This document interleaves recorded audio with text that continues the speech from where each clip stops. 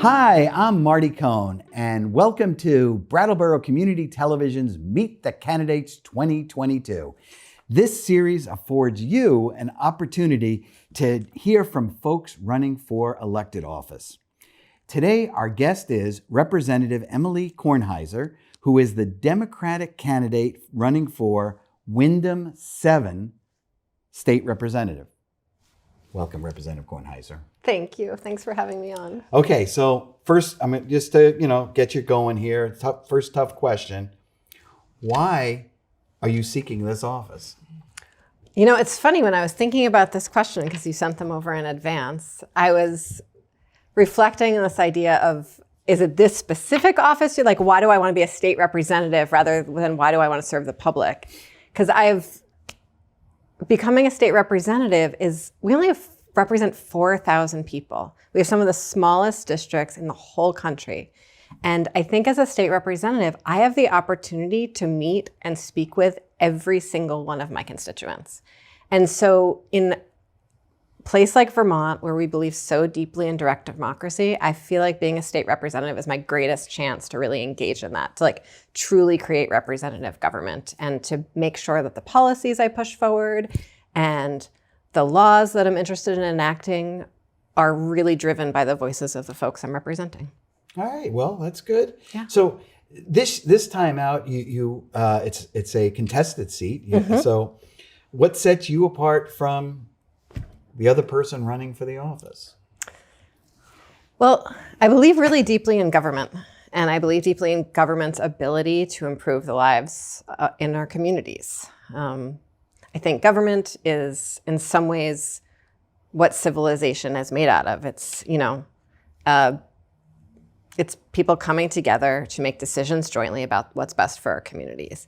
And I believe in government, and I've worked in government. So I've worked for state government, I've worked with the federal government, I've worked with national governments. Oh. And so often my colleagues in the legislature will say, how do you understand how this all works? I'm like, well, that's important to me, to understand how all the pieces fit together so we can make a difference. So I think that's one thing that really sets me apart, is this really deep understanding of the actual building blocks of what we're trying to change when we pass legislation. I have a background in also bringing people together, facilitating meetings, community organizing, activism. So I really try as best I can in the limited time we have to make sure that I'm bringing folks in West Brattleboro and Brattleboro together to let me know what they're interested in, to solve problems together. And so I have a background in doing that really successfully. And then I also think really deeply about economics and sort of the foundations of our economics to make sure that I can help build a Vermont that really works for everyone. Great. Yeah. All right, so there's one more thing. All right, go ahead. I'm a mom of a kid who's still at home. I've waited tables in this town. I've been a social worker in this town. I've worked retail in this town. And I've worked in government in this town. And so I think because of that, I know all these people from all these different places, and I've lived all these different lives. And I think that also really makes a difference. I think it might. Yeah. All right, so magic wand. Mm-hmm. You're now the duly elected state representative. Mm-hmm. What's going to be your top two priorities? So, two. You didn't say top two pieces of legislation, Marty. You said priorities. Right. So I had to think big. Thank you. I want government to be effective. And that means being effective at meeting the needs of Vermonters. And so some of that is when someone calls somewhere to get some help with something, they actually can. So that's the rental assistance programs that we have running right now, or unemployment insurance, that when someone calls government actually works for them. And it's transparent and it's effective. And the folks working on the other end of the phone line are paid enough and staffed well enough that they feel good about what they're doing. So that's part of it. The other part of it is Vermont's a state that's made up of a lot of small businesses. And that's incredible entrepreneurship and people really feeling much closer to the folks that they're employing. But it also means that our businesses often don't have the capacity for the kinds of social infrastructure that you might see in larger states. So family medical leave, or helping out with childcare costs, or helping to develop housing projects. And so in Vermont particularly, I think that needs to be the role of government. And so when I think about my time in the legislature, I think about building out that social infrastructure so that our businesses can focus on what they're good at, so families can focus on what they're good at, and we can all just sort of make our lives work better. All right. So following that up, what do you think you could do to address the rising costs of food and fuel and other goods as a legislator? I think the first thing we can do is increase wages in Vermont because they have not really kept scale with other states or with the increasing costs around us. I, for instance, make right around the same amount of money that I made when I moved here 20 years ago. And I've moved from job to job, but I've certainly, moved up in my skill set and qualifications since I moved here 20-something years ago. And so I think there's a lot we can do to increase wages, and I think we need to do that. Part of it is putting in some sort of policy floors around what wages can be. Part of it is making sure government's covering those pieces like I talked about, a family medical leave or healthcare, things like that. Part of it is making sure that the regulatory environment works well enough that businesses and other employers can really do their work as easily as possible. So raising wages. The other part is making sure that Vermonters are buying products and able to buy products that are less connected to multinational corporations, which right now we know are engaging in some pretty massive price gouging, that we're subject to supply chains that are wrapped up in climate change and the war in Ukraine and all kinds of things. So very specifically, I have constituents often call me and say, what can you do about the rising cost of fuel? And I have an oil tank in my basement. I haven't done anything fancy with the house yet. Can't afford it. Have the oil tank, very aware of how much it costs to fill it this year.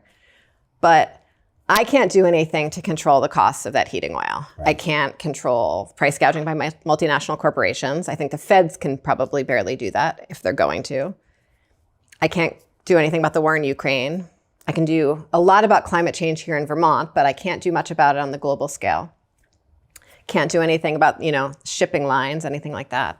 But what I can do is help Vermonters less dependent on fossil fuels by engaging in weatherization practices, making sure it's easier to weatherize your home, insulate it better so I use less oil, help people convert to heat pumps, where we have a Vermont electric grid that's much more sort of home-based, things like that. And so I think some of it is increasing our wages and some of it is moving us off our dependence on some products that are particularly subject to global markets right now. All right, so let's talk a moment about climate control. I mean, climate crisis. It's here. It's reshaping life in Vermont. It's going to reshape, over the coming decades. The legislature passed in 2021 the climate action plan was issued. What piece of the climate action plan would you take up this year? I would take up most all of it. Yeah. And it's easy for me to say because most of that won't go through my committee. And so I can think big for other people's workload. But there's sort of a few different threads that are important to me. I think the resiliency is really important, and it doesn't get as much attention as maybe carbon, and emissions. But Vermonters are already suffering from the impacts of climate change, especially in West Brattleboro. Huge stretches of West Brattleboro are considered flood zones still. We need to move some homes still. We still have people whose basements are flooding.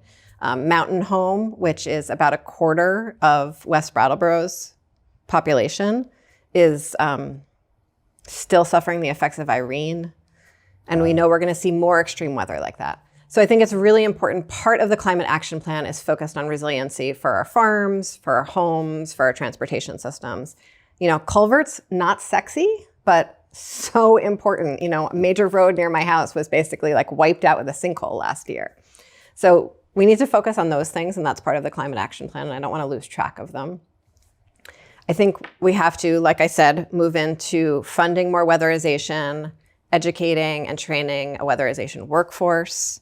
And I think we need to really focus on our electric grid as we move more things onto the electric grid.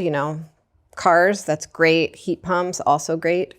We need to make sure that that grid is both resilient to weather patterns and has a lot more local sources in it, like solar and wind, et cetera. All right, so There are other things there, but we could talk about this for like 5 hours. Right. Yeah. And everything, is kind of interrelated. So the next question I want to ask you is about the housing crisis. What can you do to address this shortage of homes here in Vermont? Yeah. There are so many different aspects to our housing crisis. So one part of it is I think a lot of Vermonters are living in homes that are bigger and more remote than the homes they want to be living in. Or some folks are living in smaller homes than the homes they want to be living in. And so many of us are living in homes that are not actually where we want to be, but the market's so tight that we're not moving. So we could create more housing in almost any piece of this network, and it would create opportunities in other pieces. So first things we need to do, we need to build more housing. We know that, and we're doing that. We've invested huge amounts of money in the last few years in building more affordable housing. And then we've also invested a lot of money in building more housing that's affordable, right? So affordable housing is like a technical category with income limits and all of that. That's what Wyndham Windsor Housing Trust does, and a few other partners. Housing that's affordable is housing that people can afford, right? That's just like not a, $1 million home in Dover. And so we've done a lot of stuff both in helping Vermonters add new units to their houses, helping build from scratch. I think that's going to make a big difference, but that's a longer time frame, right? That's 5 years out. And so in the short term, I think we can do a lot more regulatory work to make sure that the environment for folks to build more housing is easier, infill in our communities. There's a lot of spots in downtown Brattleboro that might be a 1-story building, even though there's 4-story buildings or 3-story buildings on both sides of them. There's a lot of opportunities for development there. And we can do a lot more to make it easier for people to build in those spots. And then I think we have to do more again to raise wages so people can afford the housing. And then Vermont actually has more second homes than anywhere else in the country. And so I think we have to look really deeply at what that means for our communities, what that means for our housing stock, how the folks that live there might be better able to afford those homes. And in doing that, maybe they can afford to support the rest of Vermont's ecosystem a little bit better for what they're getting for it. And so I think that's another part of the policy puzzle that I'm hoping to solve this year. All right, great. Yeah. All right, public safety. When I was getting ready to do this series, I asked some people, what are the issues for you? And what came up was, how do we enhance public safety? Because there's a perception that there's an increase in violence, not just here in Windham County, but in Vermont. But how would you address that? These are some really big questions you're asking. Hey, this is a big show. It is a big show. There's two parts to that I want to respond to, and then I'm sure a lot of things I'll leave on the table. One is that I've seen a lot of coverage of shootings that have happened in the last year all over Vermont, murders. And in all of those cases, except for one, it was actually an intimate partner violence murder. And that was not a big part of the headline. And so when I think we talk about violence in our communities, especially gun violence, especially violence that ends people's lives, I don't think we talk enough about domestic violence and intimate partner violence, which has a different set of policy goals, a different set of root causes, a different set of solutions than some other kinds of violence. And so I want to just make sure we're talking about that, and our perception of what our own safety is and what the safety of our community members are is shaped by that reality of that kind of violence that we are all living with, that we know is really exacerbated by the pandemic and by our housing crisis. So there's that, and there's a lot we can do to address that, and a lot we have done to address that. And we have a lot of great partners in Windham County that have been working on that for a long time, like the Freedom Center. The other piece that I think affects a lot of folks in Windham County is folks are desperate right now. Like, times are scary. People are under a lot of stress. Drugs are stronger and they're scarier, and sometimes they're harder to get and sometimes they're easier to get. And so we have a lot of people who are in a lot of crisis all the time right now. And because of that, we see a lot of sort of the knock-on effects of that drug use or that desperation or that mental illness. And that's the kinds of crimes that might not make that much sense the next morning. We see people breaking into cars and smashing windows to do that. We see people stealing small quantities of things.